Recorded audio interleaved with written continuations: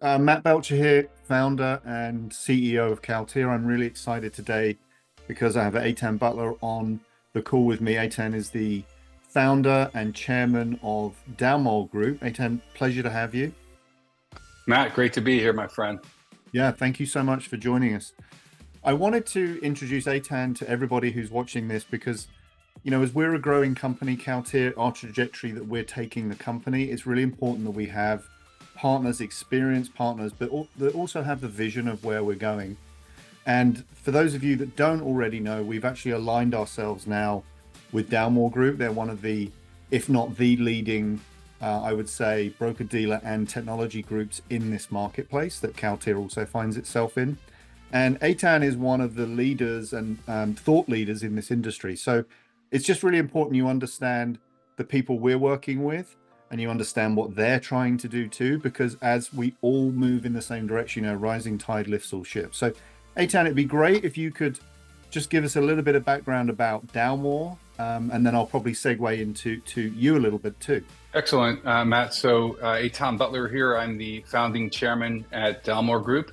Dalmore is a FINRA and SEC registered broker-dealer investment bank and also a technology company through its affiliated entity, Dalmore Technology.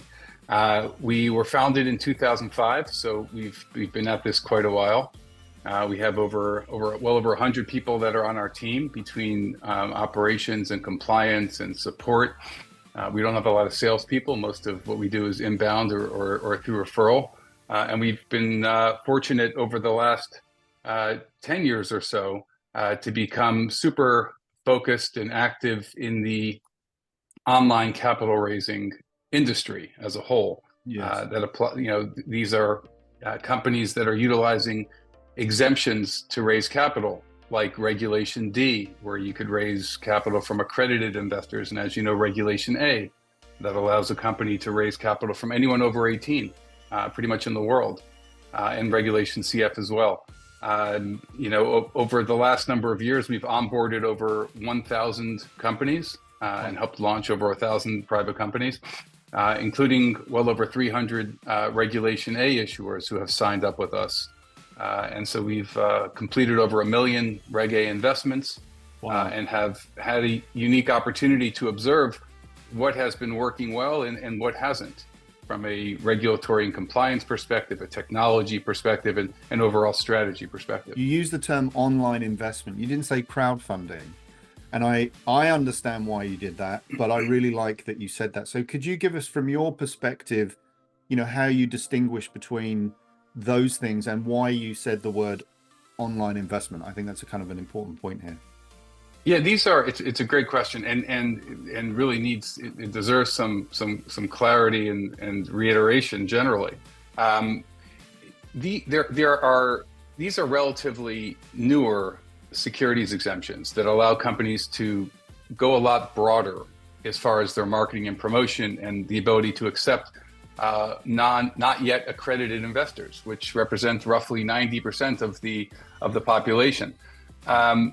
Naturally, this works really well for startups who couldn't get the attention of an investment bank or wanted to have their own terms or offering structure and had to have a community that they want to turn to and raise capital in a similar way that rewards crowdfunding works for companies that are looking to fund products from the crowd and marketing. So there's a natural association between having the ability to market over the internet broadly and crowdfunding. However, the reality is these security exemptions are really just tools that allow for an issuer to raise capital from anyone over the age of 18, rather than limit who they could raise capital from just accredited investors.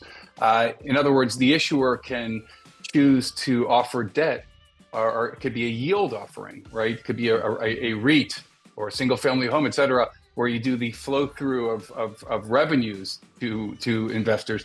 Is that crowdfunding? Not necessarily. It's more online capital raising that leverages certain securities exemptions for a desired purpose. But ultimately, the structure, the valuation components, the offering itself is primarily driven by by the issuer. The other reason why I think that there's an association between crowdfunding and some of these exemptions are because of some of the platforms that exist in a relatively new marketplace.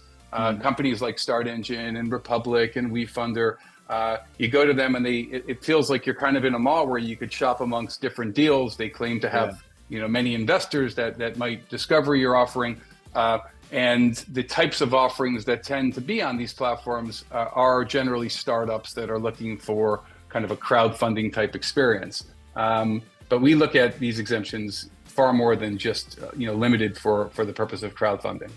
That is a really succinct explanation of that, and I feel the same way. When people say, "What does CalTIR do?" If they've already looked at our website, they have a feeling we do crowdfunding. But I always say, well, actually, what we are is we're an online investment platform. We use crowdfunding and these exemptions to achieve the things we're trying to do. So that's a piece of the puzzle. It's not the entire puzzle.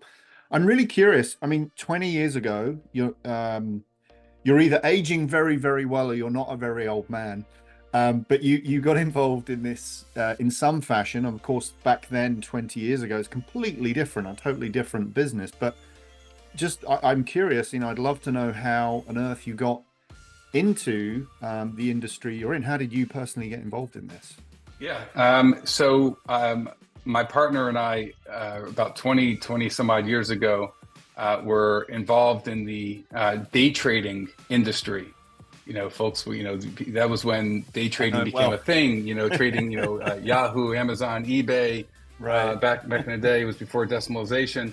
And it moved into the proprietary trading, the black box and algorithmic kind of trading type of model.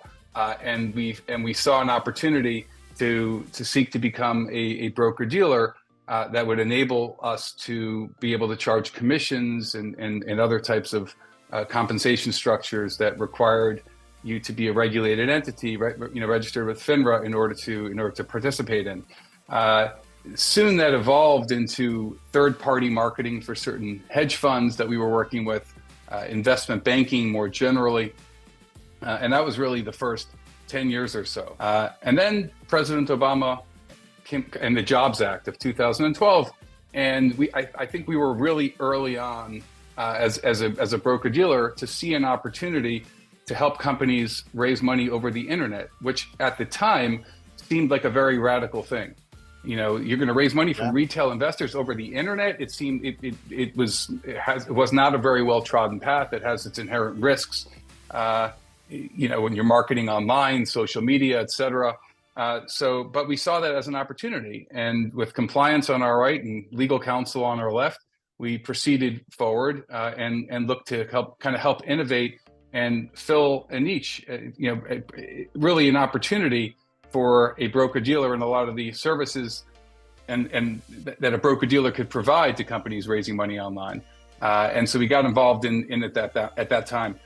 In the beginning, the early days was really, we were primarily involved with Regulation D. These were platforms, many real estate companies like the Into and Realty Shares, those types of issuers that were looking to build communities of accredited investors and bring certain offerings to them.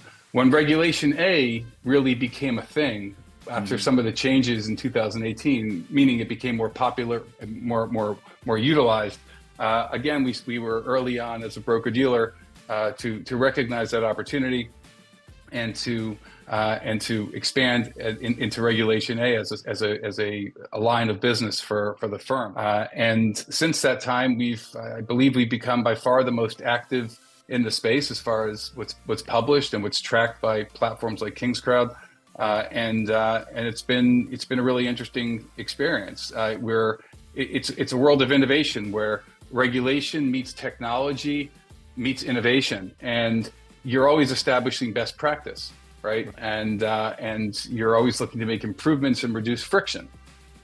When you're raising capital online, a lot of it has to do with removing friction to make the experience more efficient and more pleasant for this generation's of investors. And in my opinion, this generation expects the best possible technology, period, especially if they're giving you sensitive information. They want it to be efficient, they want it to be fast, intuitive, and it really has a lot of similarities to e-commerce in that way. Yeah, there's no doubt, right? I mean, the expectation of the user is that it needs to be as easy as my Amazon purchase. What they don't necessarily realize, and really it's not their job to, but they don't realize that, you know, they are buying, let's say, in these instances, they're buying a security. There's a lot of rules and regulations behind it.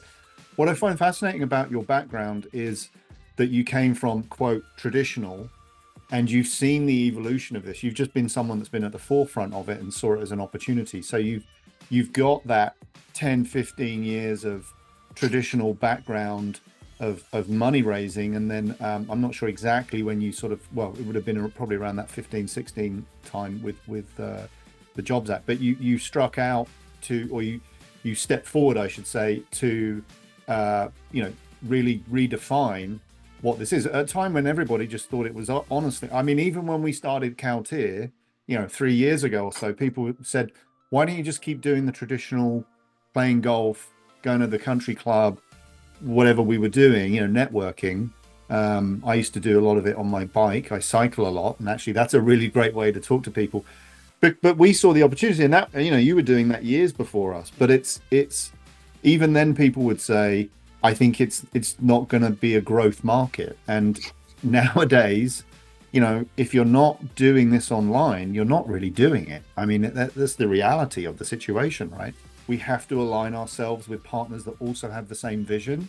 And you guys certainly have that, perhaps more than we do.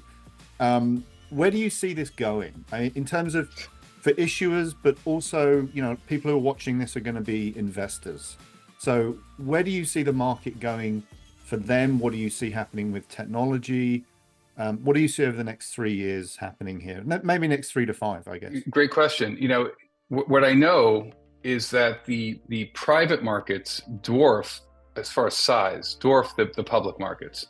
However, historically, there hasn't been a whole lot of access to and a lot of order in the private markets, which makes it challenging for retail investors to access private capital opportunities in an efficient way. And these exemptions allow for more issuers to bring forward their offerings in an alternative way than going public or having a publicly listed REIT, let's say. Right. And that could bring a lot of advantages as far as potential yield, structure, tax consequences, et cetera, depending on the underlying issuing strategy and needs of the investor. So there's a lot more access to really interesting product, really generally for the first time, right, that we're seeing it at this scale because of the internet, because of these exemptions.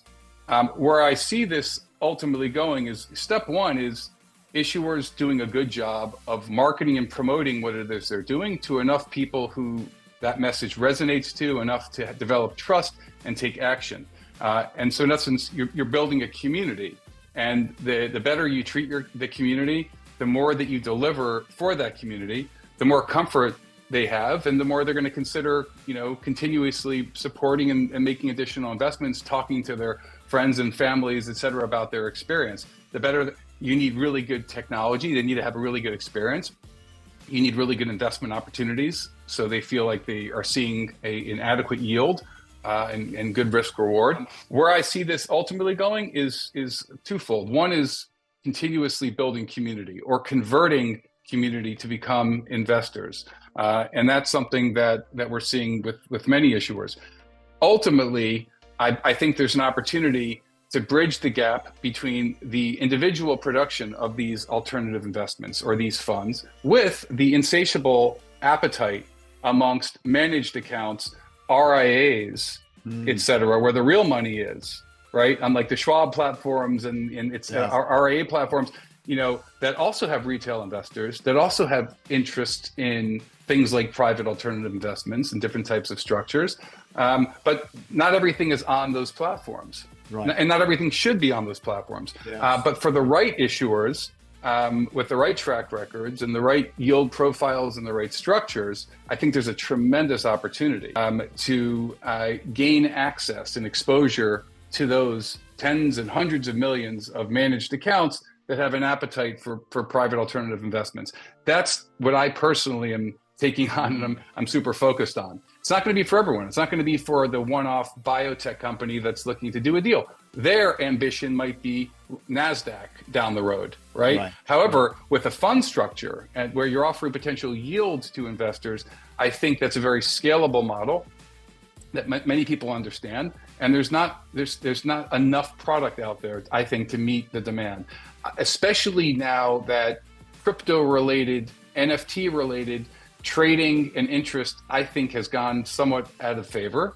Many of these brokerage platforms that provide access to public market securities, who also provided access to crypto-related products, are now struggling to remain relevant and are looking for private alts to offer on their platform to their investors, banks, credit unions, brokerage houses, et cetera. So I think there's a massive opportunity to help bridge that gap, and that's what we're really focused on. I love that. That vision for me is all about, that's what this is all about, because at the end of the day, we're trying to provide a service to investors too, right? And so giving them more access. And you made a point there about RIAs, and also, we do a lot of work with rollovers for clients that have 401ks that aren't performing to what they want, and they want to put it in alternative investments. You probably couldn't do that even 5 years ago. It would have been such a giant leap to be able to do that. We now can do it in a few days. It's just plugging all those pieces together. And so I love that vision. Etan, where, if people want to find more about Dalmore, they just want to do their research on you, where should they go to do that? DalmoreGroup.com is probably the best resource. There are, we talked about before, I think there are 30 million private companies in the US, and very few thousand a year are leveraging these exemptions. You're amongst the first, right? You've been at this for a while. I consider you a veteran. I've been following what you guys have been up to, and I love to see the growth and the experience that you've developed, and thrilled to be working together now. But there are 30 million companies out there that don't know about this alphabet of these securities exemptions. So I think folks like me, like you, like that are actually doing this. Are really the pioneers in the space. And it's, to me, these are very sensible exemptions to consider if you are looking to grow a community of investors. DalmoreGroup.com is probably the best place to start. And we're always looking to be helpful for tomorrow's entrepreneur, right? That has a dream, that has ambitions. Our focus is very sober and very conservative, I think, right? We're not very salesy in our presentation. I think that comes off well for folks. Grateful for the opportunity to work with you and to be here with you today. Thank you, Etan. Yeah, and I want to echo that. From my side, as the issuer, putting together alternative opportunities. We're very involved in commercial real estate at the moment, but we're expanding what we're doing. Having worked with your team, it has been a pleasure. I can also tell the level of professionalism. They are, I've worked with a lot of folks in a similar industry, and they've been efficient. They're very professional. They're to the point. They're diligent. And that speaks, when you're dealing with a potential partner, that speaks volumes to me. So I'm just over the moon that we're connected now. It's the old adage of should have done it years ago, but here we are. So that's okay.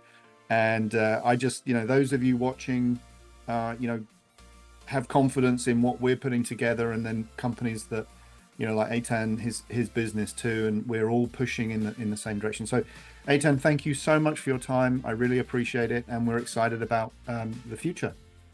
Likewise, Matt.